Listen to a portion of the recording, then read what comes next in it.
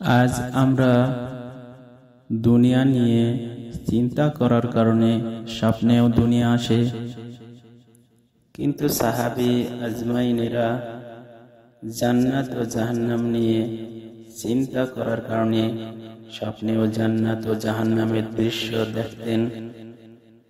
আমরা জানি না দুনিয়া কত বড় ধোঁকার জায়গা, দুনিয়ার চিন্তাও আমাদের জন্য কত বড় ক্ষতিকর, আর আখিরাতের চিন্তা আমাদের জন্য কত বড় উপকার।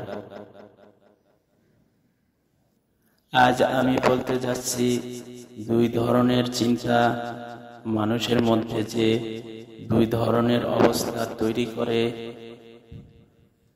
নাম্বার 1, দুনিয়ার চিন্তা অন্ধকার তৈরি করে। নাম্বার 2, আখিরাতের চিন্তা আলো তৈরি করে। আখিরাতের চিন্তার জন্য আমরা সবসময় আখিরাতের কথা বেশি বেশি বলি ও বেশি বেশি শুনি। আমাদের পরবর্তী কন্টেন্ট, আপনি যদি দুই বস্তু খুঁজেন, অপর দুই বস্তু আপনাকে খুঁজবে।